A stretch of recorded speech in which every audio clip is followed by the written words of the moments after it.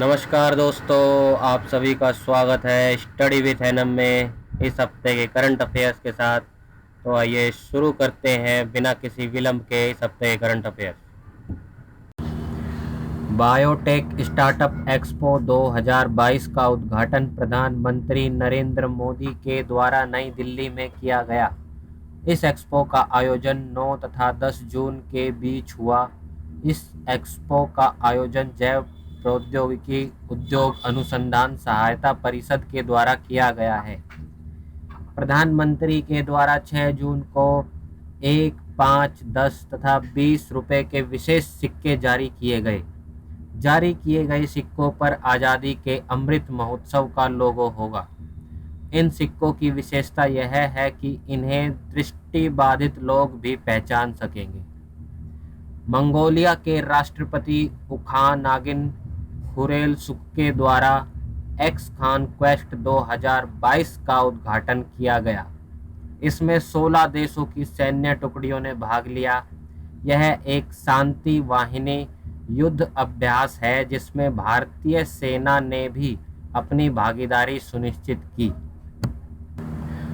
Virtual माध्यम से BRICS देशों के दूसरे ब्रिक्स वित्त मंत्री और सेंट्रल बैंक गवर्नर केवल बैठक में भारत की तरफ से वित्त मंत्री श्रीमती निर्मला सीतारमण ने भाग लिया। इस बैठक की अध्यक्षता चीन के द्वारा की गई। बैठक के एजेंडे में 2022 के लिए ब्रिक्स वित्तीय सहयोग एजेंडा के परिणामों पर चर्चा की गई। इसके साथ ही पुलिस के संयुक्त वित्त मंत्री और केंद्रीय बैंक के गवर्नरों के बयान, बुनियादी ढांचे में निवेश, न्यू डेवलपमेंट बैंक नेटवर्क पर चर्चा की गई। ब्रिक्स कृषि मंत्रियों की 12वीं बैठक वर्चुअल माध्यम से आयोजित की गई। इस बैठक में चीन, दक्षिण अफ्रीका, ब्राजील, रूस तथा भारत के मंत्रियों ने भाग लिया। भारत की तरफ से केंद्रीय कृषि एवं कल्याण राज्य मंत्री सुश्री शोभा करंदलाजे ने इस बैठक में भारत का प्रतिनिधित्व किया। मुंबई में आयोजित अंतर्राष्ट्रीय फिल्म समारोह 2022 में Dutch film turn your body to the sun ने सर्वश्रेष्ठ वित्त चित्र का स्वर्ण शंख पुरस्कार प्राप्त किया है। वहीं मलयाली फिल्म साक्षात्कारम और फिरोजी भाषा की फिल्म ब्रदर टोल ने सर्वश्रेष्ठ लघु कथा के लिए रजत शंख साझा किया। निर्वाचन आयोग के द्वारा भारत के 16वें राष्ट्रपति चुनाव की प्रक्रिया की घोषणा कर दी गई है। राष्ट्रपति रामनाथ कोविंद का कार्यकाल 24 जुलाई 2022 को समाप्त हो रहा है। भारतीय संविधान के अनुसार अनुच्छेद 62 में निर्वाचित राष्ट्रपति के कार्यकाल की समाप्ति से पहले नए राष्ट्रपति के चुनाव को पूरा करने की बात कही गई है।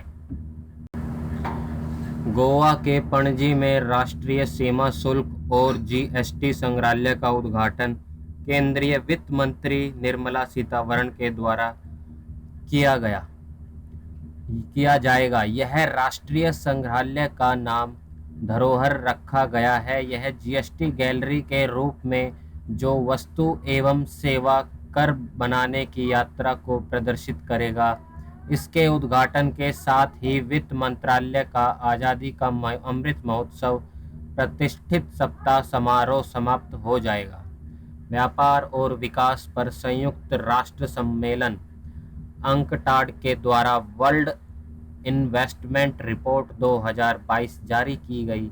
यह रिपोर्ट हाल में नीतिगत विकास, राष्ट्रीय निवेश नीति उपायों की प्रवृत्तियों तथा अंतर्राष्ट्रीय निवेश समझौतों की समीक्षा करता है।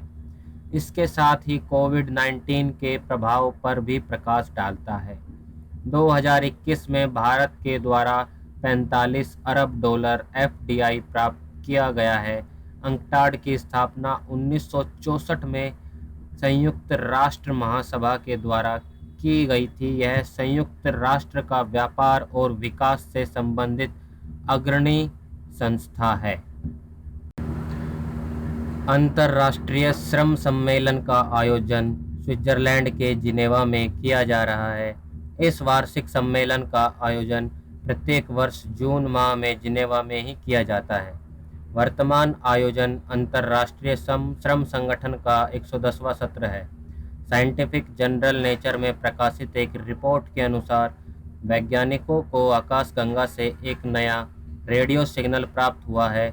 नया रेडियो बस्ट सिग्नल एक आकाशगंगा से आ रहा है जो कि पृथ्वी से 3 अरब प्रकाश वर्ष की दूरी पर है। इससे पहले चीन के द्वारा रेडियो सिग्नल बस्ट को खोजा गया था 2019 में। हाल ही में कृषि मंत्रालय के द्वारा पशु वैक्सीन किट का शुभारंभ किया गया, जिसका वर्चुअल उद्घाटन कृषि मंत्री के द्वारा हुआ। इसका निर्माण राष्ट्रीय अश्व अनुसंधान केंद्र हिसार के द्वारा किया गया है। यह वैक्सीन अनकोवाक्स वैक्सीन ऑन एक्विनेस है, जो जानवरों के लिए एक निष्क्रिय सार्स-कोव-2 डेल्टा वैक्सीन है। Thanks for watching this video. अगर यह वीडियो आपको पसंद आए तो इसे लाइक कीजिए, सब्सक्राइब कीजिए और शेयर करना ना भूलें। तो मिलते हैं नेक्स्ट लेक्चर में, तब तक के लिए धन्यवाद।